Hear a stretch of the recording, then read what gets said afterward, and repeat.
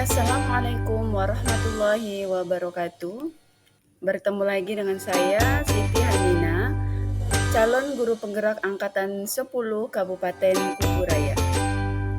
Di sini saya akan memberikan tugas modul 1.2.A.8 koneksi antar materi bersama dengan modul 1.2.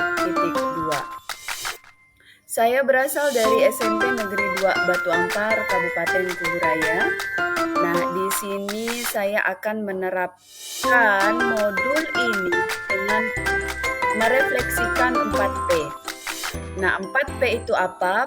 Yang pertama adalah peristiwa, yang kedua perasaan, yang ketiga pembelajaran, yang keempat penerapan. Kita mulai dari peristiwa. Peristiwa yaitu momen yang paling membuka wawasan bagi saya, yaitu adalah 1. Mempelajari modul 1.1 di mana pada saat itu saya belajar tentang filosofi pemikiran Ki Hajar Dewantara sebagai acuan pendidik, dan modul 1.2 yaitu tentang nilai dan peran guru penggerak. Yang kedua adalah memahami filosofi pemikiran Ki Hajar Dewantara, di mana seorang guru bertindak sebagai amung yang bertugas menuntun muridnya, serta pernyataan beliau tentang menghamba pada anak. Yang ketiga adalah menganalisis masing-masing nilai peran guru penggerak yang berkaitan dengan filosofi Ki Hajar Dewantara. Nah, selanjutnya peristiwa yang paling menantang bagi saya yaitu pada saat melakukan aksi nyata atau penerapan dari filosofi pemikiran Ki Hajar Dewantara tersebut. Yang kedua, mengerjakan setiap tugas dengan batas waktu yang telah ditentukan. Itu adalah hal yang paling menantang untuk saya. Yang terakhir yaitu peristiwa kaitan antara modul 1.1 dan 1.2 yang saya pahami adalah bahwa dari filosofi pemikiran Ki Hajar Dewantara mengenai pendidikan yang menghamba pada anak, di mana pendidikan haruslah berorientasi pada siswa untuk tumbuh kembangnya sesuai dengan minat dan bakatnya. Jadi dari kedua modul ini dapat saya simpulkan bahwa yang paling utama adalah berpihak pada murid, dan yang kedua adalah menjadi pemimpin pembelajaran. Nah, masih dalam kategori peristiwa, saat peristiwa pada saat itu terjadi, saya merasa menjadi seorang yang sangat minim ilmu, seorang yang membutuhkan ilmu untuk perbaikan masa depannya. Untuk itu besar harapan saya untuk terus bisa semangat dalam pendidikan ini.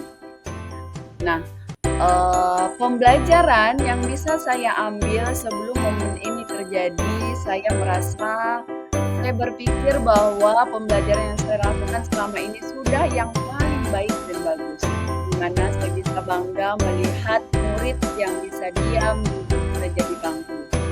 Kedua, saya selalu mengedepankan penilaian kognitif tanpa mulai proses pada siswa itu sendiri. Yang ketiga, saya tidak pernah merefleksikan apa yang saya kerjakan, sehingga saya tidak bisa melakukan kebaikan di masa depannya. Yang keempat, saya tidak pernah berkolaborasi dengan rekan sejawat. Dari proses pembelajaran ini, saya berpikir bahwa saya harus mampu menjadi pemimpin pembelajaran yang berpihak pada murid dengan selalu berinovasi agar pembelajaran menjadi lebih baik dan menyenangkan dan bermakna untuk murid. 2. Mewujudkan kepemimpinan bagi murid. Yang ketiga, menjadi coach bagi rekan sejawat. Yang keempat, mendorong kolaborasi keluarga sekolah. Yang terakhir adalah menggerakkan komunitas praktisi. Selanjutnya adalah penerapan. Apa sih yang akan saya terapkan? Rencana pengembangan diri yang akan saya lakukan mulai dari Yang pertama, berpihak pada murid itu saya akan bersikap among dan menuntun terhadap siswanya. Yang kedua, lebih inovatif lagi, yaitu menciptakan hal yang baru dan berani berkarya. Yang ketiga, reflektif, yaitu berpikir terbuka dan bertanya pada diri sendiri apa kekurangan dan apa kelebihannya. Selanjutnya, mandiri. Mandiri itu akan saya lakukan juga berinisiatif melakukan yang terbaik. Yang terakhir adalah kolaboratif, di mana saya bisa bekerja sama dengan komunitas praktisi. Tentu tidak hanya praktisi, tapi saya juga harus bisa berkolaborasi dengan teman sejawat, dengan kepala sekolah, orang tua, dengan semangat untuk terus mengikuti pelatihan untuk meningkatkan kompetensi saya sebagai seorang pendidik.